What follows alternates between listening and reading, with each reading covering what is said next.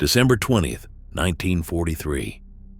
A burning American bomber limps over Germany, its crew barely alive. A Luftwaffe ace closes in. His next kill would earn him the highest honor. But what happened in that frozen sky transformed enemies into brothers and defied the rules of war. What could make a man spare his sworn foe? And what happened after would echo for decades. Charlie Brown was just 21, a farm boy from West Virginia thrust into the cockpit of a B-17 for his first mission as commander. That December morning, the target was the Focke-Wulf factory in Bremen, a fortress ringed by more than 200 anti-aircraft guns. His crew, most of them older than he was, trusted him to bring them home. They called their bomber Ye Olde Pub. The attack began before they even reached the target. Shrapnel from flak tore through the nose, shattering glass and knocking out engine number 2. Moments later, the number 4 engine sputtered and died, leaving the heavy bomber struggling to stay aloft. Oxygen lines ruptured in the freezing air at 25,000 feet. The intercom crackled, then went silent. Brown himself took a piece of metal in the shoulder, but kept his hands on the controls. Enemy fighters swarmed. For over 10 minutes, bursts of cannon fire shredded the fuselage. The tail gunner, Sergeant Hugh Eckenrode, was killed instantly. Others were wounded: navigator, radio operator, waist gunners. Some slumped unconscious, others bleeding as they tried to patch each other up. The tail guns were silent, their operator gone. Only a handful of the bomber's 1150 caliber guns still worked, and those often jammed in the cold. With 2 engines dead and the controls barely responding, Brown's B-17 dropped out of formation. Now alone, the battered aircraft limped through enemy skies, a wounded animal cut off from the herd. Surrender was not an option. Brown's only thought was to keep the plane flying, to keep his friends alive for one more minute, one more mile. Franz Stigler was 28, a seasoned fighter pilot from Bavaria, with 27 victories to his name, just one shy of the Knight's Cross, the highest honor a Luftwaffe pilot could earn. For years, he'd lived by the rules of the air, drilled into him by his commander Gustav Rodel. Never fire on a man who cannot defend himself. Rodel's warning was sharp. If he ever heard of Stigler shooting at a man in a parachute, he would shoot him himself. That code had held even as the war grew more brutal, even after Stigler lost his own brother August in 1940. Another pilot lost to the sky. On December 20th, 1943, Stigler was refueling his Messerschmitt Bf-109 when he spotted a lone B-17 limping low over the German countryside. The kill should have been easy, but as he drew closer, the reality became clear. Through gaping holes in the bomber's fuselage, he could see blood on the metal and wounded men tending to each other. The tail guns were still, the gunner slumped over. The pilot in the cockpit barely seemed conscious. Stigler hovered just off the B-17's wing, engine roaring, finger on the trigger. Earning the Knight's Cross was within reach. One more kill, and his name would be written into the record books. But the sight before him didn't look like combat. It looked like execution. He remembered Rodel's words. He remembered his brother.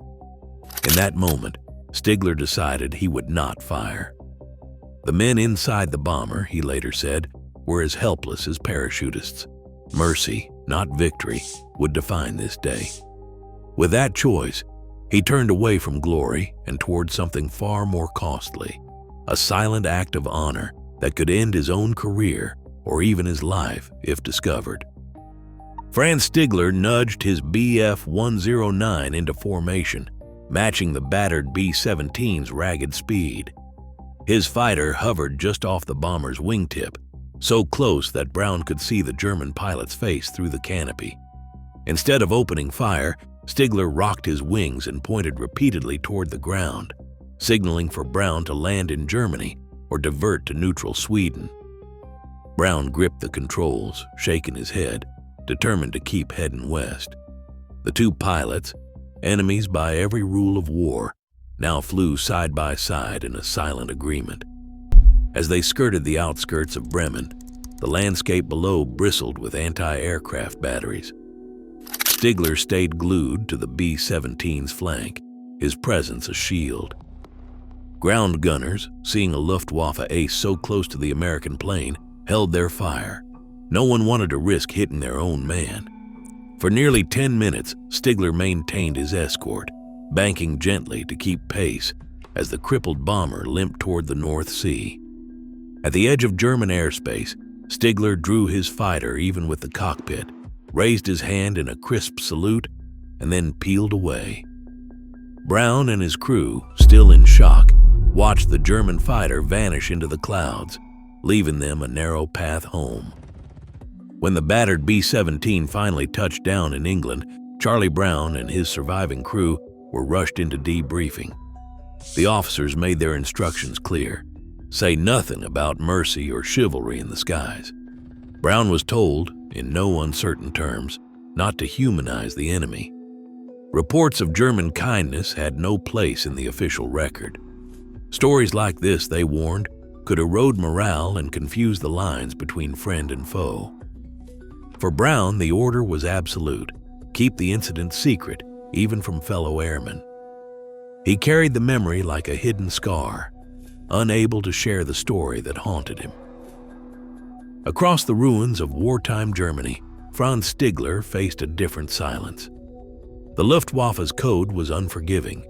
Sparing an enemy was seen as betrayal, a court-martial offense that could end with a firing squad. Stigler knew that if word spread about what he'd done, the consequences would be swift and final. He told no one, not his comrades, not his family. Both men, on opposite sides of the world, lived with their secret for decades. Each carried the weight of that December day alone, shaped by orders and fear, isolated by the very act of mercy that had saved lives. In 1986, Charlie Brown stood before a crowd of fellow veterans and for the first time shared the story he had kept locked away for more than 40 years. The memory of that wounded B-17, the silent German fighter, and the impossible mercy had never faded. As the applause faded, a question took root. Who was the man who had spared his life? Brown began a search that would span continents and archives. He combed through military records, wrote letters to Air Force associations, and reached out to every contact he could find. The trail led nowhere. No names, no faces, only silence. Refusing to give up, Brown penned a letter to a German fighter pilot newsletter in late 1989, describing the encounter in careful detail.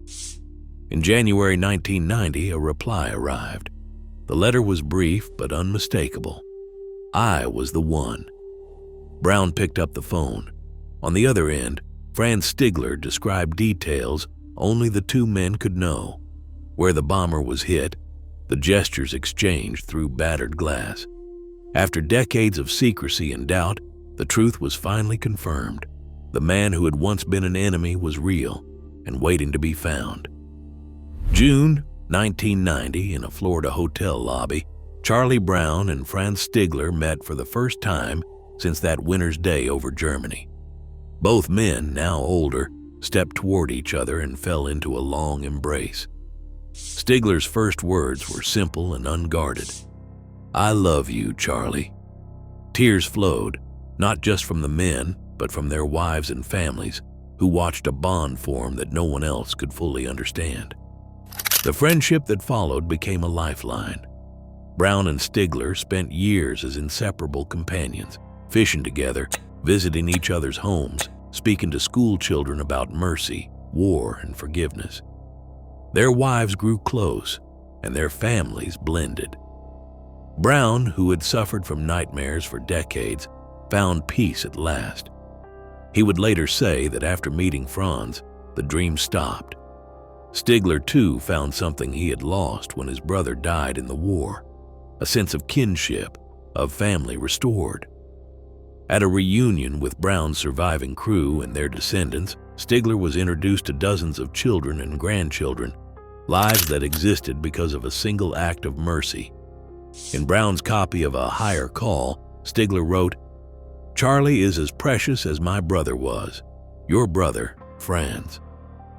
Both men died in 2008, just months apart.